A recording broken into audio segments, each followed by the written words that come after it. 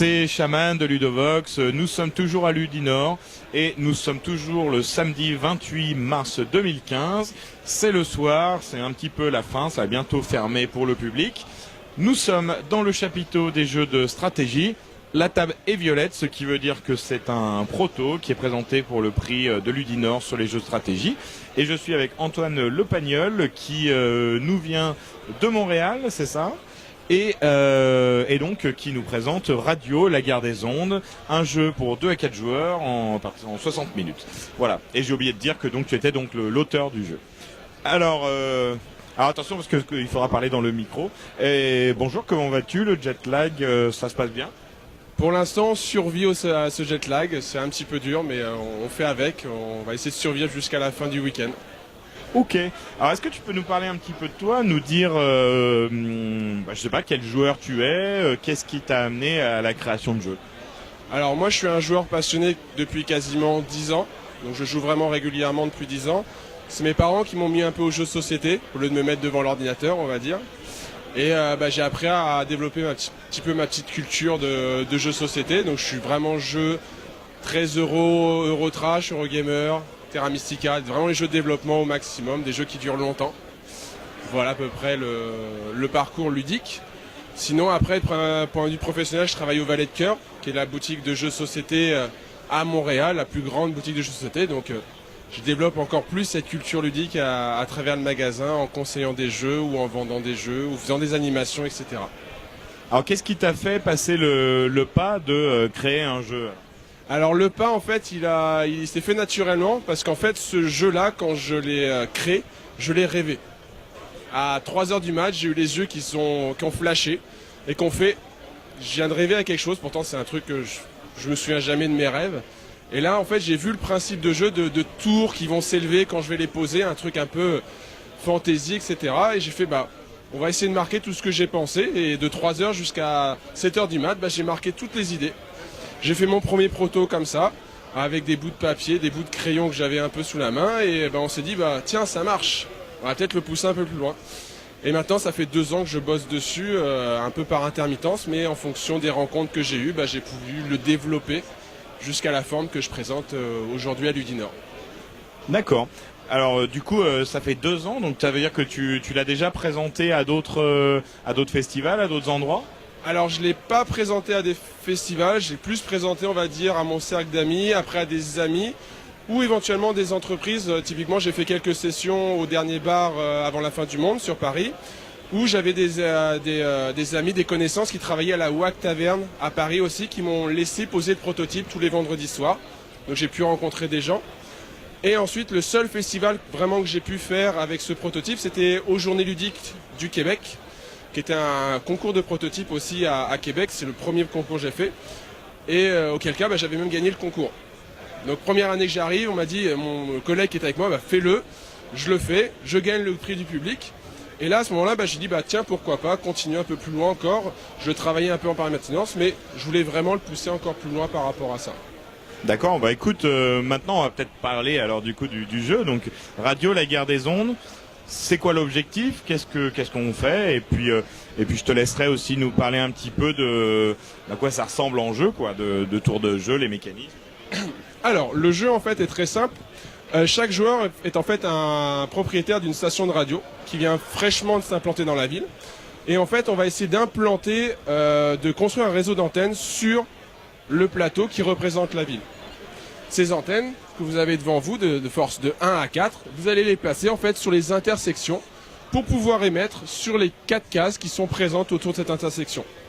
Votre but du jeu, bien sûr, ça va être d'avoir la puissance d'émission la plus forte par rapport à vos adversaires, pour pouvoir, lors d'une certaine phase, gagner des points de victoire qui sont en fait les auditeurs qu'on va toucher durant nos reportages. Ok, alors du coup, je vois qu'il y a quand même plein de trucs décrits, alors j'imagine qu'on va avoir des effets, des choses qui vont se passer, et puis je vois qu'il y a des numéros et différentes tailles d'antennes, alors du coup, comment ça se passe? Alors, le jeu en fait va se dérouler, un tour de joueur va se dérouler selon 5 phases. Ces 5 phases vont se faire à la suite. Il y a une première phase où on va gagner de l'argent qui vont nous permettre justement de faire des actions. Tu as une deuxième phase qui va être une phase de construction. C'est la phase que tu vas faire pour mettre tes antennes sur le plateau. Pour construire ces antennes, c'est très simple. Tu vas avoir des cartes en main qui vont te permettre justement, en fonction du numéro ici, de poser des antennes de la force correspondante. Les antennes, tu les poses sur les intersections. Et à chaque fois que tu construis une antenne, tu peux bénéficier d'un pack construction qui est marqué juste là, qui est associé à un chiffre. Et ce pack va permettre d'intervenir sur les antennes adverses. Tu vas pouvoir réduire la force d'émission, tu vas pouvoir échanger de position deux antennes, tu vas pouvoir déplacer des antennes ou améliorer des antennes en puissance, ou éventuellement la façon la plus sauvage de détruire une antenne. Suite à ça, tu vas avoir une phase de reportage, parce que tu construis des antennes, mais il faut peut-être faire des reportages. Donc tu vas envoyer un journaliste sur l'une des cases bonus que tu contrôles pour gagner un bonus supplémentaire. À partir de là, tu vas avoir une phase d'audimat où tu vas calculer le nombre de cases que tu contrôles. Toutes les cases que tu contrôles où tu as la puissance d'émission la plus forte par rapport à ta adversaire, tu gagnes un point de victoire. À partir de là, toutes les cartes que tu as jetées, tu en repioches pour refaire ta main initiale et tu passes la tour à ton voisin. D'accord. Jusqu'à la fin du tour. Ok, et alors par rapport à la puissance d'émission dont tu parles, comment ça se passe par exemple? Est-ce que c'est quand on va avoir des zones qui sont contestées par exemple si un adversaire pose quelque chose ici et moi je pose ici et du coup ces deux tuiles là sont contestées, c'est ça? C'est ça, tout à fait. Un exemple tout simple, tu contrôles ces deux cases là, je contrôle ces deux cases là. Ici tu les contrôles, moi je les contrôle, ici personne ne peut contrôler cette case là puisque justement on est à égalité. Pour que je puisse reprendre, on va dire, le contrôle sur soit les deux cases, soit une case, je vais en fait additionner la force de mes antennes pour avoir une puissance d'émission supérieure à la tienne. Ça, c'est la façon de poser une antenne sur une intersection libre. Je peux éventuellement utiliser ce qu'on appelle les packs construction, que je dis d'amélioration, pour éventuellement améliorer mon antenne de force 2 et gagner le contrôle de ces cases-là. Tu as deux façons justement de gagner ce contrôle-là. Ok. Alors, est-ce qu'il y a d'autres choses qu'on n'a pas encore vues dans les subtilités ou est-ce qu'il y a des choses particulières que tu veux nous dire par rapport justement au jeu, des particularités? La petite particularité, c'est que j'ai toujours vu en fait des jeux de conquête de territoire se jouer toujours sur les cases. La petite particularité, c'est que là, on va jouer justement sur la notion d'air et de contrôle de zone. Donc ça, c'est pour moi la première particularité du jeu. La deuxième particularité du jeu, c'est un peu la phase de reportage que j'aime beaucoup, parce que c'est une phase où, quand tu vas envoyer ton reporter, tu vas avoir un certain nombre de choix. Tu vas avoir un premier choix qui est soit d'envoyer ton reporter pour gagner le bonus en question, et à ce moment-là, tu vas poser une pièce dessus qui va symboliser le fait que la prochaine personne qui va vouloir utiliser cette action va payer de l'argent en plus, ou éventuellement, tu vas peut-être envoyer ton reporter récupérer l'argent qui s'est accumulé dessus. C'est un petit peu un effet inverse par rapport à certains jeux style Porto Rico, où justement tous les trucs qui n'étaient pas utilisés, on mettait de l'argent dessus pour qu'on les utilise. Mais là, c'est tout ce que tu utilises, ça coûtera plus cher. Donc ça, c'est un peu la deuxième particularité du jeu. Thématiquement, qu'est-ce que ça représente exactement ça? Alors, les antennes sont... Je veux dire sur ce type d'action-là, mais tu peux aussi sur le fait que ça te coûte de l'argent justement, par exemple d'aller renvoyer un reporter à cet endroit-là. Ça évite en fait que les gens utilisent toujours les mêmes actions, tout simplement. Tu veux faire une action qui est forte, d'accord, mais tu vas devoir payer de plus en plus cher. Si tu veux contrôler certaines zones avec un bonus qui te plaît, d'accord, mais tu dois payer justement de plus en plus cher. Il y a des actions qui sont quand même plus fortes que d'autres. Ça justement équilibre le fait d'avoir des actions que tu vas pouvoir utiliser. Tu vas pas te contenter à faire seulement ces actions-là. Tu vas essayer d'aller un peu partout pour essayer justement d'aller chercher des actions gratuites et développer ton style de jeu. D'accord. Alors, je sais plus si tu l'as dit, mais on fait ça combien de fois cette phase de jeu pour arriver à la fin de partie? Cette phase de jeu se joue quand la fin de la partie se déclenche quand la dernière carte du paquet est piochée. Donc sur une partie, on va dire à 4 joueurs, c'est environ 8 tours de jeu, 7 à 8 tours de jeu. Tu rajoutes 1 ou 2 tours de plus pour un tour à 3 et ainsi de suite et ainsi de suite. D'accord. Et par rapport à l'état où tu en es du jeu aujourd'hui, est-ce que tu continues à faire du développement sur le jeu? Est-ce que tu as eu des retours de professionnels qui t'ont demandé de travailler des points particuliers du jeu? Alors, le jeu en lui-même, ça fait quasiment 3 mois et demi que je bosse avec des éditeurs québécois qui travaillent chez Tiki Édition. Voilà. Eux m'ont justement aidé, parce que c'est des collègues de travail ou des connaissances, ils m'ont aidé justement à peaufiner le jeu pour l'état à laquelle il est là. Voilà. Pour eux, le jeu était clair, il n'y a pas de souci. Là aujourd'hui, j'ai eu une table où j'ai eu 3 éditeurs à ma table, plus une autre personne qui était une personne notable justement du monde d'Internet, etc.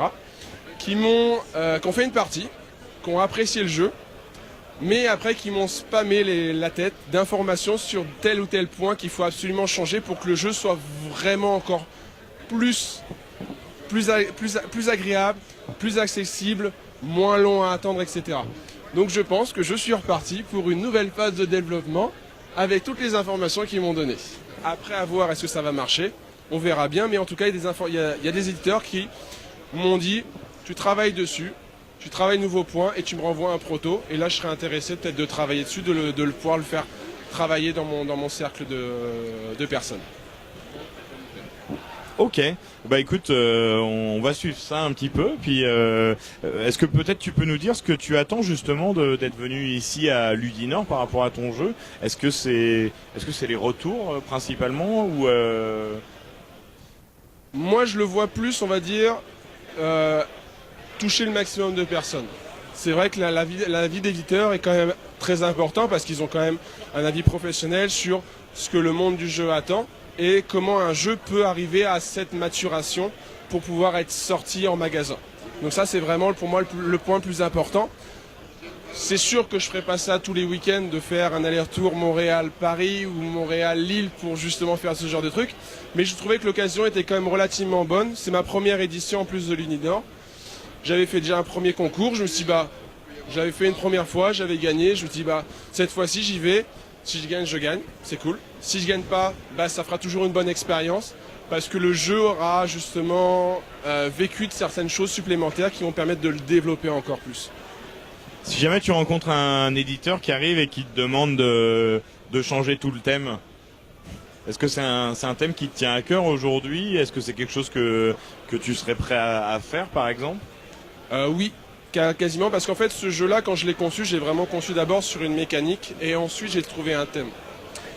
Ce jeu en fait est passé quand même par plusieurs thèmes. J'ai le premier thème qui a été des druides, donc qui invoquaient des esprits animaux dans la forêt pour récupérer l'éther. Et après je me suis dit, c'était pas très drôle en fait, la fantaisie, les druides, le fantasy médiéval, là c'est toujours la même chose. Donc je me dis, tiens, autant trouver, on va dire, un nouveau thème. Donc je me suis aidé de Tritrac justement pour trouver un nouveau thème. J'ai demandé l'aide à quelqu'un pour faire ça. Et la personne m'a dit, tiens, zone d'émission, antenne. J'ai fait banco, j'essaie de développer ça. Et depuis, c'est vrai que ça fait quasiment 1 an et demi où je tourne qu'avec ce système d'antenne. C'est vrai que certaines mécaniques sont peut-être pas adaptées justement au système d'antenne, le fait de détruire, le fait d'échanger, etc. Mais je me dis que c'est un thème qui change un petit peu de l'ordinaire. La plupart des gens justement qui le testent me disent c'est original. Les éditeurs auxquels j'ai envoyé mon prototype, etc. m'ont dit le thème, il faut peut-être le changer. Donc on a 2 avis. Donc c'est un petit peu bizarre, je pense qu'il y a une prise de risque du côté éditeur et le fait de voir quelque chose de nouveau d'un point de vue du public. Ok, écoute, merci pour cet entretien sur ton jeu et puis sur ton expérience à toi. Tu veux rajouter quelque chose? Rien à rajouter. Donc pour l'instant, je suis très content en tout cas. Je remercie beaucoup Ludinor en tout cas pour l'organisation. C'était très sympa, très bien organisé. Et merci à vous de faire cette interview et de faire connaître un peu justement tous les créateurs qui font tester leur jeu et éventuellement des futures éditions. Okay. Bon, super. Écoute, merci à toi encore une fois. Et puis, on te souhaite le meilleur pour ce concours sur Ludinor. Plein de retours et des rencontres aussi professionnelles pour ton jeu. Et à bientôt sur Ludovox.